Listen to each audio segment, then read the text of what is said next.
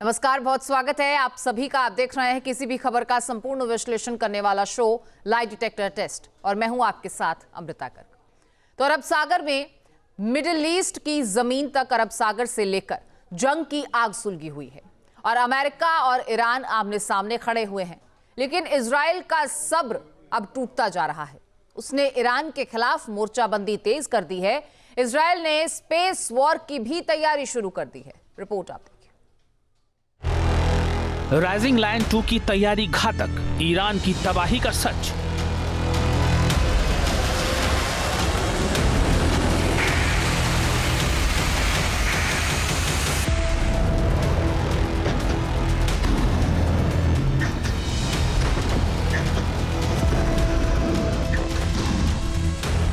जैसे जैसे America Iran पर हमले की डेडलाइन आगे खींचता जा रहा है, इजराइल के गुस्से की आग भड़कती जा रही है। यह दरअसल बदले की ज्वाला है जो इजराइल के प्रधानमंत्री बेंजामिन नेतन्याहू के सीने में धधक रही है। नेतन्याहू इस वक्त को हाथ से जाने देना नहीं चाहते। अरब सागर से लेकर फारस की खाड़ी तक अमेरिका ईरान को समंदर के रास्ते दबोचने की कोशिश कर रहा है। इन लहरों पर यूएसएस लिंकन मौजूद है और ईरान के ताकतवर ड्रोन से उसके मुकाबले की शुरुआत भी हो गई है।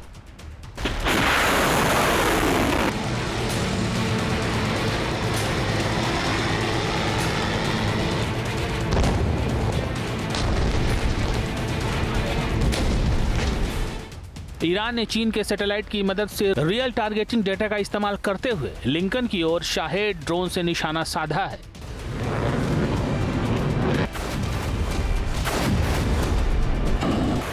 हालांकि अमेरिकी नेवी ने इस ड्रोन को मार गिराया है, लेकिन इजराइल हवाई हमलों के जरिए ईरान को विध्वंस कर डबल डोज देना चाहता है।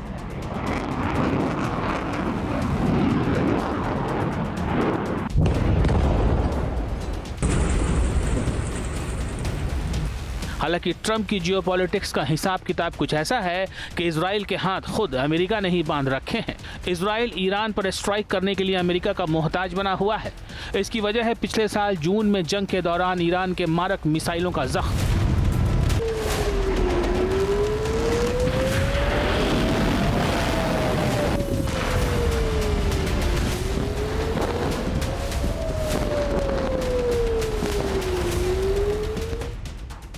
लेकिन अब इजराइल को ईरान के खिलाफ ऑपरेशन फ्रीडम की दरकार है, यानी इजराइल एक बार फिर ईरान पर अकेले दम पर हमला करना चाहता है।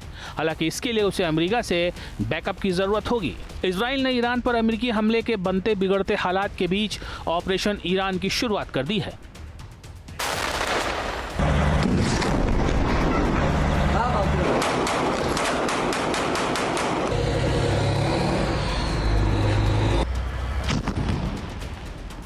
एक्सपर्ट्स मानते हैं कि इजराइल की यह तैयारी ऑपरेशन राइजिंग लायन 2 का हिस्सा है। इजराइल ने इसकी तस्वीरें दिखानी शुरू कर दी हैं। आईडीएफ ने ईरान से होने वाले हमले का सिमुलेशन किया है ताकि उस हालात का सामना करने के लिए आर्म्ड फोर्स के तीनों हिस्से वॉर रेडी रहें। इजराइल ने ईरान की तरफ से आने वाली 2000 मिसाइलों को नेस्त नाबूद करने का सिमुलेशन किया है। इस तैयारी में दिखाया गया है कि अगर ईरान की मिसाइलें इजरायली शहरों को निशाना बनाकर अटैक करती हैं तो उसका पलटवार कैसे किया जाएगा। इजरायली मीडिया में लिखा गया है कि 2000 मिसाइलों से इजरायली आबादी पर ईरान की भारी बमबारी का डर। रिपोर्ट में लिखा गया है कि इजराइल के होम फ्रंट कमांड ने हाल के समय में सबसे बड़ा अभ्यास किया है, जिसमें हमले वाली जगहों से घायलों के राहत और बचाव की भी तैयारी की गई है। यह सिमुलेशन तेल अवीव शहर के पास एक सैन्य अड्डे पर किया गया है।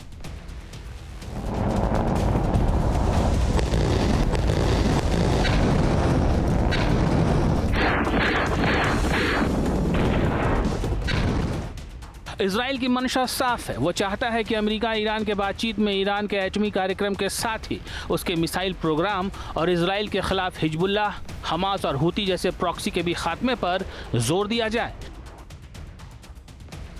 इजराइल के सब्र का बांध टूटता नजर आ रहा है। अगर अब अमेरिका ने ईरान पर हमला करने का फैसला नहीं लिया या फिर ईरान को वक्त देता रहा तो ईरान जून 2025 की कहानी को फिर से दोहरा सकता है। हालांकि इजराइल पहले वाली गलती नहीं करना चाहता और इसीलिए भी उसने धैर्य बनाए रखा है। लेकिन इजरायली पावर कॉरिडोर में एक बात पूरी तरह से सहमति पर है कि ईरान को इस बार छोड़ देना उसके वजूद पर एक बड़ा खतरा बन सकता है। अमेरिका अगर देर करता है तो इजराइल किसी भी वक्त ईरान के खिलाफ हमले का फैसला ले सकता है।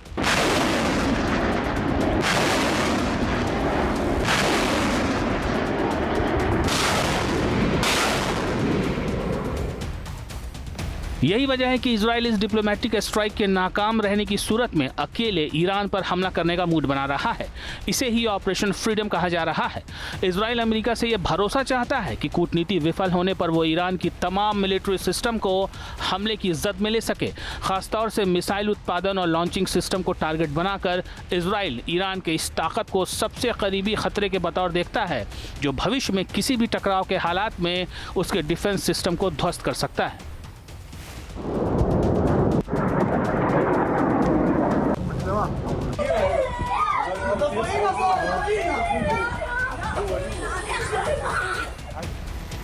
अमेरिका इस बात पर जोर दे रहा है कि ईरान के खिलाफ हमले में उसकी सीधी भागीदारी ना हो।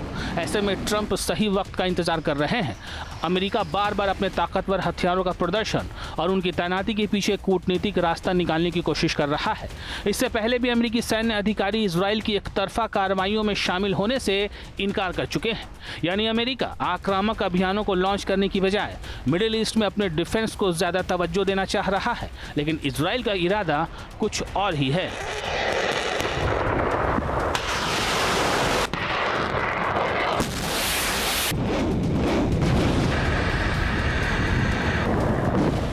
इजराइल अब ज्यादा ताकत के साथ ईरान के ऊपर हमला कर सकता है।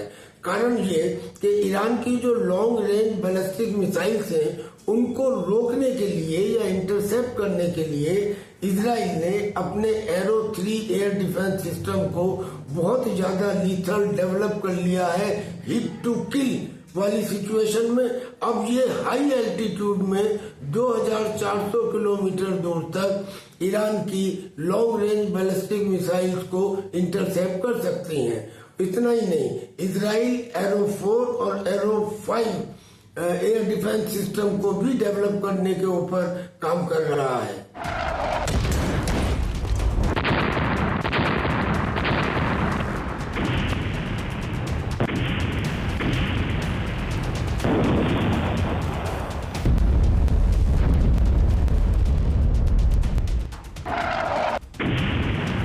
इजराइल ने जब ईरान को निशाने पर लिया है, अमेरिका उसके पीछे पड़ा है। पिछले साल जून में ईरान के साथ 12 दिनों की जंग हुई थी, लेकिन ईरान की मिसाइलों ने इजरायली शहरों को धुआं कर दिया था।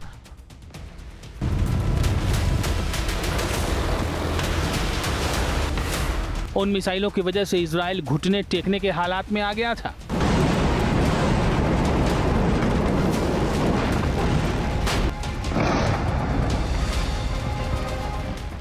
तेहरान ने जवाबी कार्रवाई करते हुए इजराइल के अंदर बड़े इलाके को निशाना बनाया था। इजरायली डिफेंस सिस्टम आयरन डोम तकरीबन नाकाम साबित हो गया था।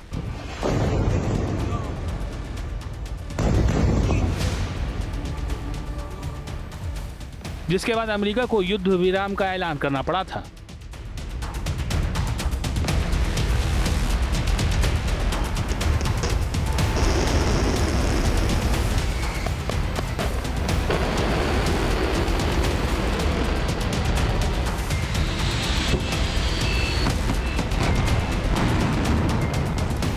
जाहिर है इजराइल सबक सीख रहा है।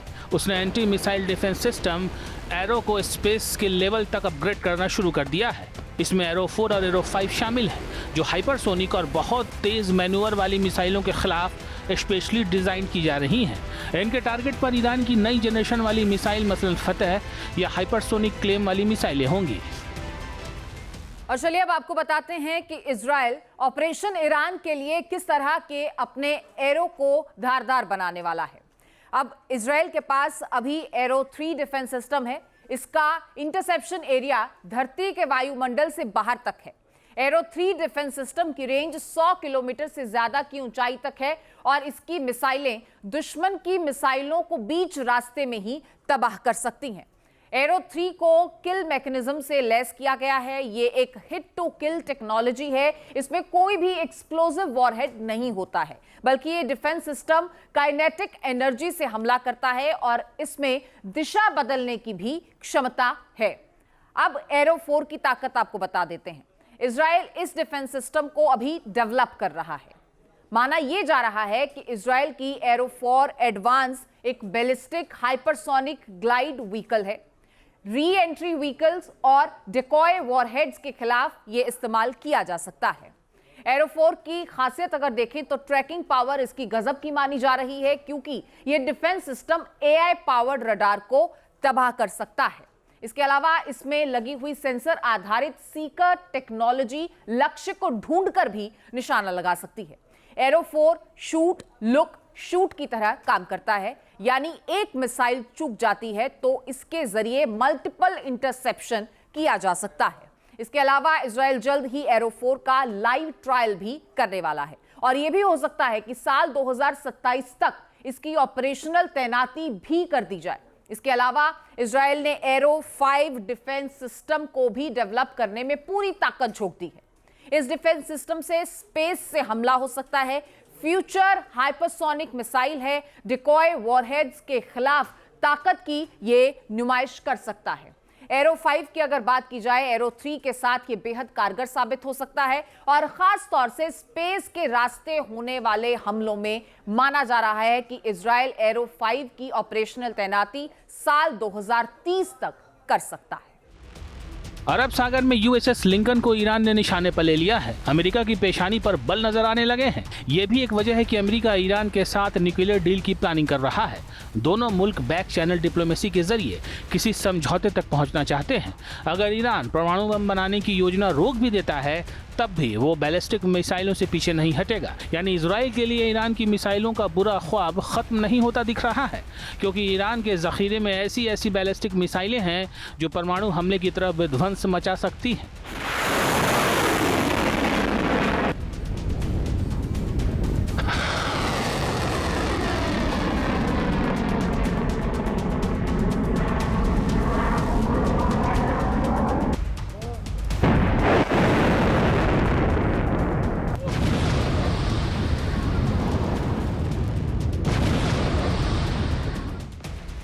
ईरान और अमेरिका के समझौते की बात ने नेतन्याहू और ट्रंप के बीच के समीकरण को बिगाड़ दिया है।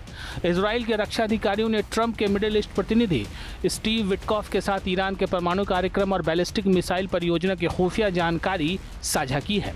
इजराइल ने चेतावनी दी है कि ईरान के साथ कोई भी समझौता खतरे का सबब होगा। ईरान के ड्रोन को मार गिराए जाने और हॉर्मुज स्ट्रेट में अमेरिकी टैंकर को हाईजैक करने की कोशिशों के बाद समझौते के आसार खत्म होते दिख रहे हैं।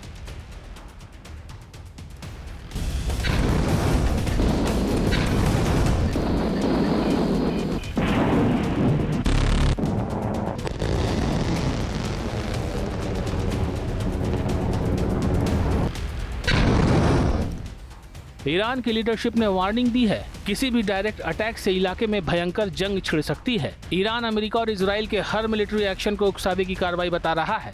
जाहिर है मिडिल ईस्ट में कई मोर्चे पर तनाव पैदा हो सकता है।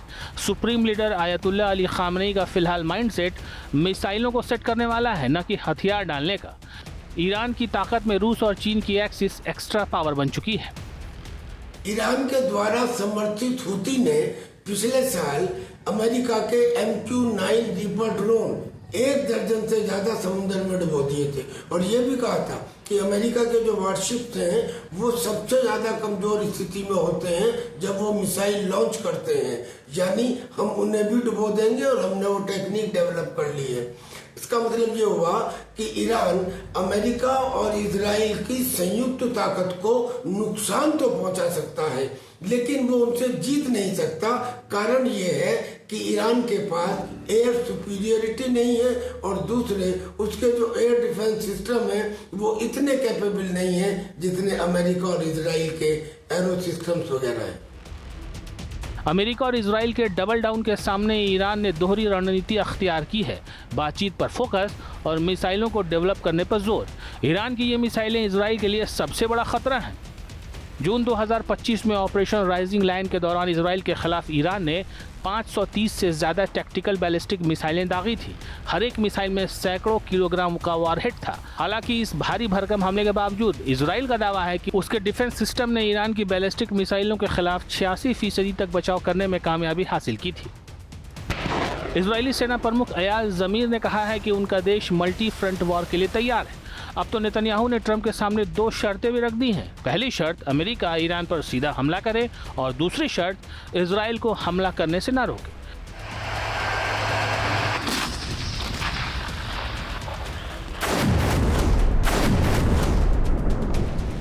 जून का खूनी जख्म इजराइल को चैन से रहने नहीं दे रहा है। बगैर अटैक भी ईरान इजराइल के लिए घातक धमकी है। Team news nation.